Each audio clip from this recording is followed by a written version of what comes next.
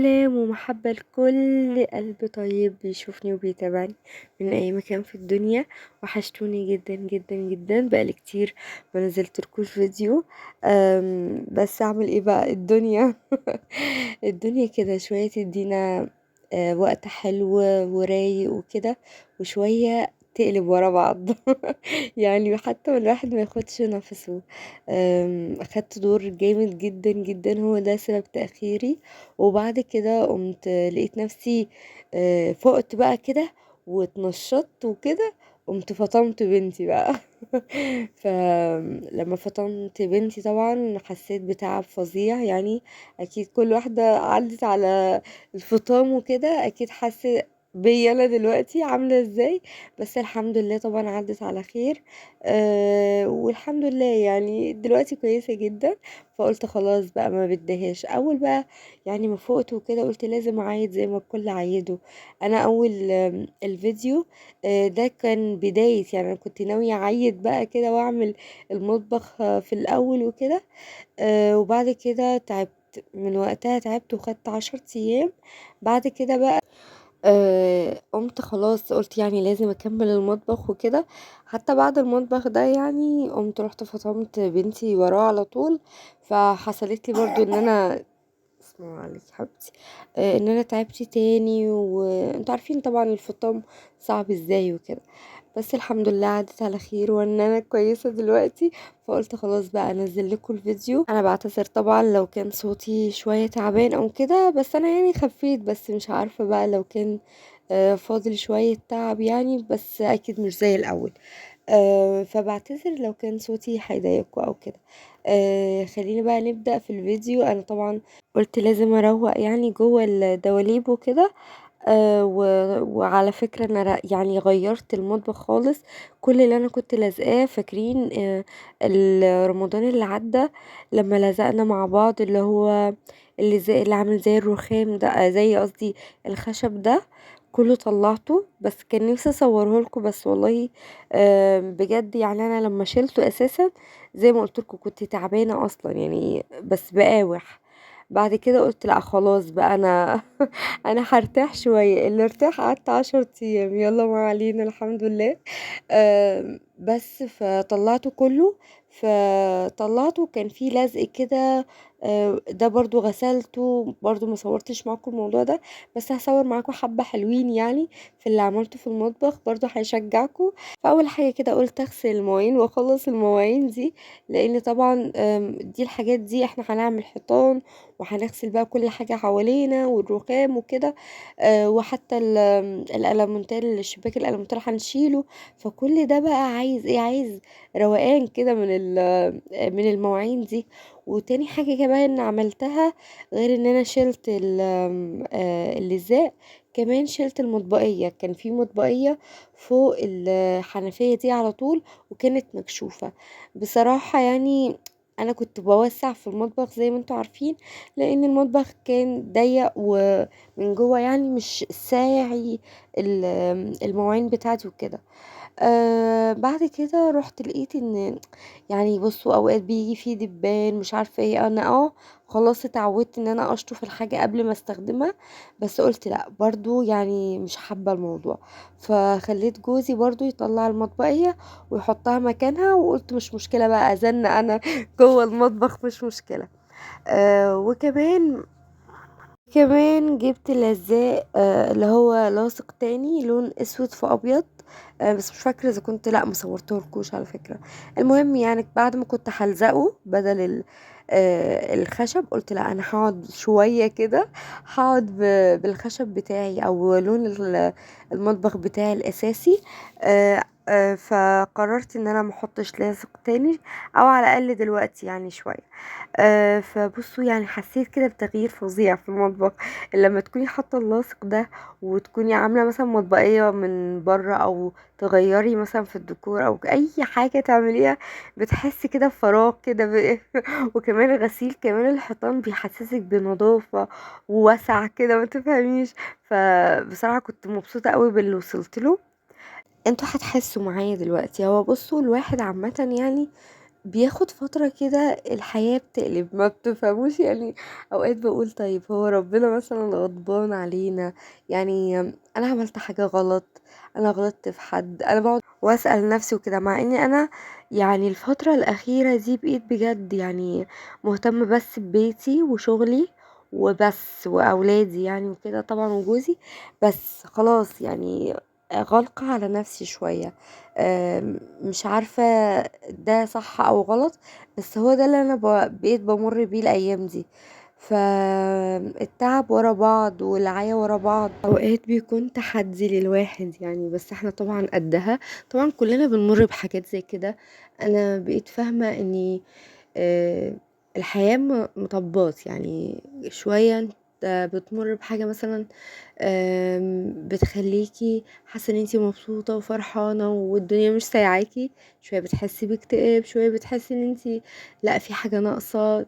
يعني الحياة عبارة عن ده نازلة طالعة يعني انت فاهمين، او زي البحر يعني عاملة زي الامواج كده، موجة هادية موجة عالية. فاحنا طبعا مهما كان البحر ما بيخلصش، فاحنا بنعدي بأيام بس بتمر علينا على حسب كل واحد بيقدر يعديها او يفضل فيها.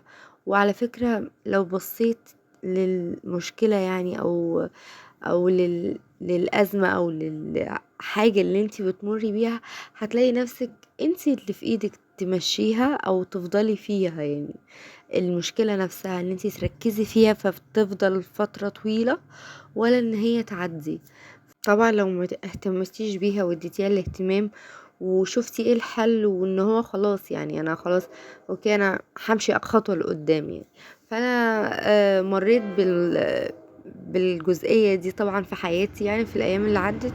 بس حاسة دلوقتي اني تمام فحبيت ان انا بس يعني آم، ممكن اشارككم، ممكن لو حد كان بيمر معايا بفترة زي كده يعديها زي ما انا هعديها، ونبص لقدام وكده. غيري اول حاجة يعني لازم تعمليها بجد، غيري في البيت، غيري في ديكور البيت. حاولي تشيلي حاجة، تحطي حاجة جديدة، تعملي اي حاجة. ممكن لو انتي حاطة مفارش شيليها. لو انتي مش فرشة مفارش حطيها، فاهمين؟ الحاجات دي بتغير والله بجد من نفسية احنا كمان كستات يعني، من نفسيتنا خالص.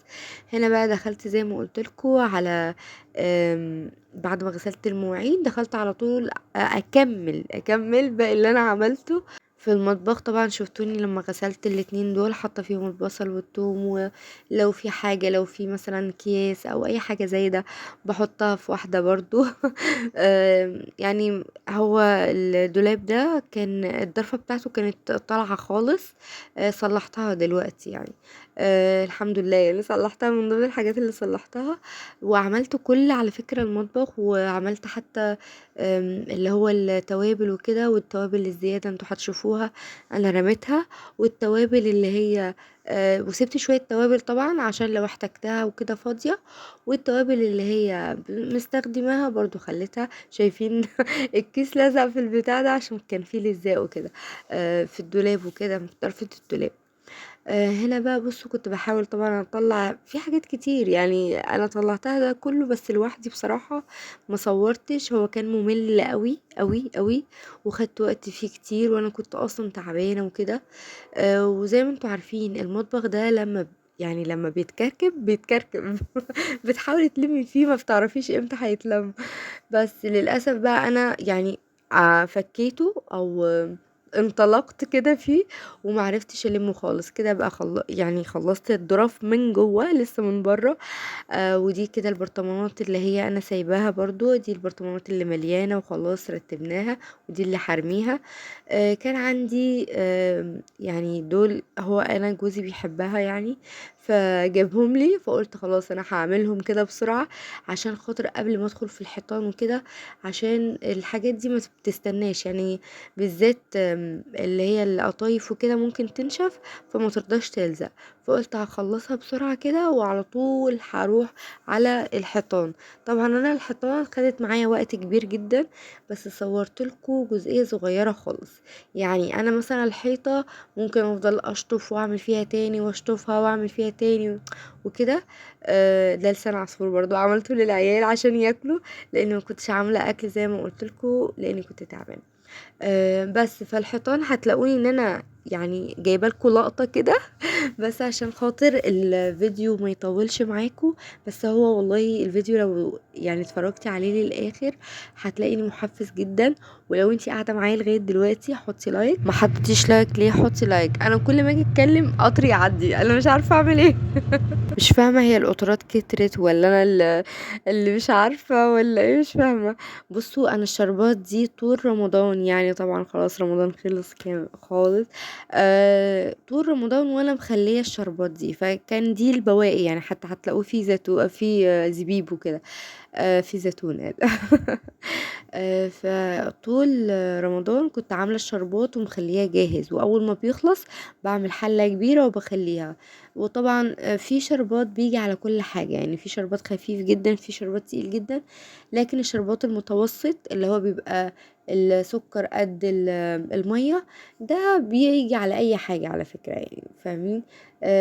لكن انت طبعا لو عايزه تعملي كل حاجة لوحدها، بتعملي مثلا برطمان فيه شربات خفيف وبرطمان فيه شربات تقيل، وبتخليه في التلاجة. يعني بصراحة كان نافعني جدا، ما كنتش بتعب خالص وما كنتش بشيل هم لان كل حاجة جاهزة. هنا بقى عملت الحيطة وعملت برضو السقف كان بصوا يعني تعبني جدا، عملته كتير جدا على فكرة. انتوا هتشوفوا اصلا يعني هو بيبقى باين اللي نضف قوي واللي منضفش قوي. بصوا من اللمعة دي، شايفين اللمعة؟ بس والله نضيف بعدين يعني. انا بقى شلت ده، قلت عشان خلاص يعني هو بقي فيه دهن كتير فشلته. انتوا عارفين ان هو سهل انه يتشال، تقيل شوية بس بعرف اشيله. شلته وغسلته كده، وقلت عشان ايه بالمر كده كده انا عملت الحيطان وكده. ومش عايزة اكسل، يعني انا عايزة اخلي كل المطبخ بيلمع وكل المطبخ نظيف عشان احس كده بروقان. يعني كفاية ال10 ايام اللي انا اتدمرت فيهم دول، عايزة ارجع نشاطي بقى وحيويتي تاني وبعدين اكتر حاجة ممكن ترجع النشاط والحيوية هي رؤية المية والصابون والرغاوي مفيش اجمل من كده بصراحة. كان في مشكلة معايا في الشباك ده، وان شاء الله باذن الله هغيرها. انه طبعا هو بيتفتح فبياخد مكان، يعني فاهمين. هو ايوه بيتفتح كله، فبالتالي الشباك كله بينور لي بقى المطبخ وبيدخل لي هوا ومهوي برضو المطبخ والكلام ده. بس في نفس الوقت يعني واخد مكان الشباك لما بيتفتح. فكنت عايزة اعمل ألمونتال، اللي هو الألمونتال اللي هو بيبقى ضرفتين وجرار، فاهمين. فده طبعا اللي طالع، بس هيبقى الجزئية صغيرة قوي اللي هي ظاهرة منه. فعايزة ان شاء الله بإذن الله يعني اهد ده كله، اهد الحيطة دي عشان تبقى اللي هي الشباك واسع معايا، كبير قوي مش صغير.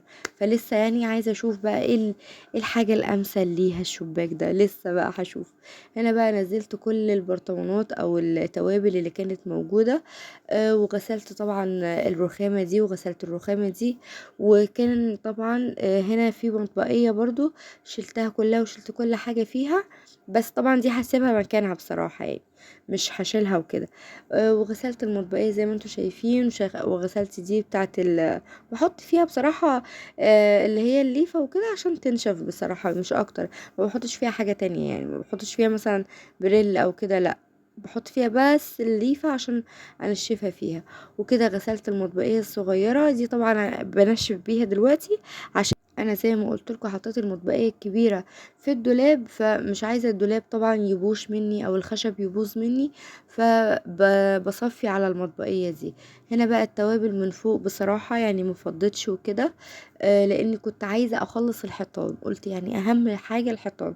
التوابل دي عادي ممكن اعملها اخر الاسبوع كده، فاهمين؟ فبس لمعتها لميح كده بحيث ان كل حاجة تبقى بتبرق وبتلمع وبتبقى حلوة. بس نطفت والله يعني، بس هي فاضل من جوه طبعا اللي ما نطفتش طبعا. قلت ان شاء الله باذن الله اخر الاسبوع او كده برضو هبقى اعدي على كل حاجة زي ما انا عديت دلوقتي. وفي نفس الوقت هعدي على التوابل بقى، وافضي مثلا الملح في طبق واغسل من جوه ومن بره، واستنى لما تنشف وكده. بس لاني عايزه اغسل الحيطان وعايزه ومستعجله، قلت لا، التوابل خليها بقى مرة تانية من جوه. هنا بقى الناحية التانية والرخامة التانية والتوابل التانية. شوفوا ده كان من فوق كله كان متغطي باللاصق اللي هو اللي كان شبه الخشب، كله برضو شيلته. وغسلت البتاعة دي كلها اللي هو الخشب ده كله. بصوا غسلته، تعبت فيه جدا، غسلته بالصابون وبالسلكة. عشان كده بقول لكم يعني، انا تعبت بعد ما انا عملت كده، تعبت فقعدت فترة تعبانة يعني. انا كنت اصلا يعني واخدة الدور بصراحة، يعني مش هو ده اللي تعبني. فلما جيت على نفسي بقى وقعدت اشيل في اللصق ده واغسل المطبخ من بره، فزي بقى ايه، انتكست يعني زي ما بيقولوا. بس فخلصت كده، بصوا كل حاجة بتلمع، شايفين؟ يعني النظافة جميلة بجد والله، النظافة حلوة قوي. يعني انا اصلا بتفرج معاكم وبسجل، وانا اساسا عايزة اروح اعمل تاني في المطبخ عشان احافظ عليه واحافظ على نظافته ان شاء الله باذن الله. هنا برضو قلت اخد معايا كل حاجة بقى، كل حاجة هناخدها معانا، مش هنسيب حاجة بجد والله في المطبخ. يعني حتى السلك ده انا غسلته، سلك الفرن ده برضو لقيت فيه شوية دهن كده قمت غسلاه يعني. ده طبعا ما حطيتوش طبعا اهو، بصوا شايفين؟ عشان لقيت فيه شوية كده مدهن كده قمت غسلاه. اكيد طبعا مش هحط الفيشة في يعني الفيشة بتاعت الفرن دلوقتي، فعشان كده غسلت السلك بتاعه. ومبسوطة قوي ان انا غسلته، على فكرة ما بيجيش في بالي ان انا اغسل السلك ده خالص. بس انا ماسكاه كده وعايزة ارجعه مكانه او اشيله مثلا من قدام الكاميرا، لقيته في كده دهن كده شوية، قلت لا طب تعالى بقى، وخدته معايا. المهم كده خلصت كده، شوف الرخامة كلها، وخلصنا الحيطان. دخلت على طول على الفرن، انا هحاول ان انا المع كل حاجة قدامي حتى لو اي كلام. المهم ان انتي في الاخر هتلاقي النتيجة حلوة قوي وهتعجبك على فكرة. يعني حتى لو انتي بتقولي لا انا ما عملتوش كويس، انا يعني مثلا الفرن ده من جوه غسلته اي كلام بصراحة. انا الاول كنت المفروض ان انا برشله شوية حاجات كده لغاية ما تبوش، مثلا لو في دهن لو في اسمرار او كده، بس الاسمرار ده من حرق النار فمش بيروح بصراحة. بس لو في دهن او كده بيروح. لا ما عملتوش، غسلته بالسلك كده بسرعة بسرعة بسرعة، بس والله نضيف شوية. وبرضو عملت اهو ادي غسالة الاطباق. طبعا انتوا عارفين غسالة الاطباق دي بتاعتي اللي هي 6 انفار، فاحنا الحمد لله 6 انفار برضو. والله ما استخدمتهاش خالص في رمضان، مش عارفة ليه يعني. بس هو انا كنت بغسل المواعين اول باول، فكنت بقول طب وليه، طب ما تغسليها يا بنتي على ايدك وخلصي. وانا اساسا من الناس اللي بتحب الحمد لله غسيل المواعين، فبالتالي ما كانش فارق معايا. وبرده هنا انا طبعا غسلتها من جوه بس مش دلوقتي، يعني انا غسلت دي من جوه وانا بكلمكم، بس ما كانش في وقت اليوم ده نفسه يعني. فغسلت بقى الغسالة من بره كده، ولقيتها بصوا بتبرق كده. اول ما بتمشي بس على الحاجة بتلاقيها نطفت وبتلمع وبتبقى زي الفل. يعني بصراحة والله بجد فيديو محفز جدا وجميل جدا. هنا بقى جبت الصنفرة، انا كنت بعمل باللي هي السكينة وكده. اختي بقى قالت لي لا، جيبي صنفرة، يعني جيبي الصنفرة واعمليها. فقلت فكرة يعني اشوف اجرب. هي فكرة بصراحة، هي بتقولي انا جبتها من النت، يعني هي جابتها من النت طبعا. فقلت لها خلاص ماشي انا هجربها، بصراحة حلوة. بس انا كانت الصنفرة بتاعتي دي كانت هي درجات، يعني في حاجة درجات فاهمين. فانا ممكن تكون هي ابسط درجة اللي هي الدرجة الناعمة شوية، فهي طلعت شوية حبة حلوين معايا وكانت منجزة شوية. بس حسيت ان انا عايزة درجة اكبر من كده شوية، يعني فاهمين في الصنفرة يعني. يعني انا قبل كده رحت للراجل اللي هو اللي بيبيع اللاصق ده بتاع المطبخ، فهو بيبيع الصنفرة، فلقيت في واحد بيقول له انا عايز صنفرة مقاس كذا، فهي ليها درجات زي ما بقول لكم، فهمتوا ازاي؟ فهي درجتها دي بسيطة، فانا المرة الجاية ان شاء الله هروح اشتري درجة، او هقول لجوزي يجيب درجة اللي هي خشنة قوي بس. على قد ما اقدر بقى قعدت اعمل، لان كنت خلاص وصلت لاخري هنا. فقلت مش مشكلة يعني، برضو قلت انا بلمع يعني، انا مش بدي كل حاجة حقها 100%، بس اهم حاجة تنضف، فاهمين؟ بس فجبت هنا الصنفرة برضو، قعدت بصوا اعمل في ده، والله هي نضفتها كويس قوي، بس هي في نقط سودا لسه فاضلة، لان كانت الصنفرة زي ما قلت لكم مش قوية قوي. فان شاء الله هجربها مرة تانية معاكم، وباذن الله هوريكم النتيجة في الاول وفي الاخر وكده. مش هبقى عاملة كل الروتين ده حيطان بقى ورخام والكلام ده كله معاكم.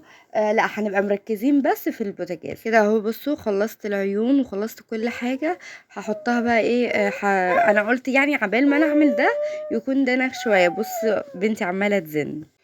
وبعدين رحت، بصوا في لسه فاضل يعني في شوية بقايا زي ما قلت لكم، فقلت ان شاء الله لما اكون لوحدها هبقى مركزة اكتر، فهتنضف على طول. بس والله نطفت برضو يعني، انا راضية باللي انا وصلت له بصراحة. كان المنظر لا يسر عدو ولا حبيب. كده ابقى خلصت معاكم الفيديو، وده يبقى اخر حاجة عملتها معاكم. يا رب النهاردة الفيديو يكون عجبكم، ما تنسونيش بقى باللايك، واشوفكم على خير في فيديو تاني ان شاء الله.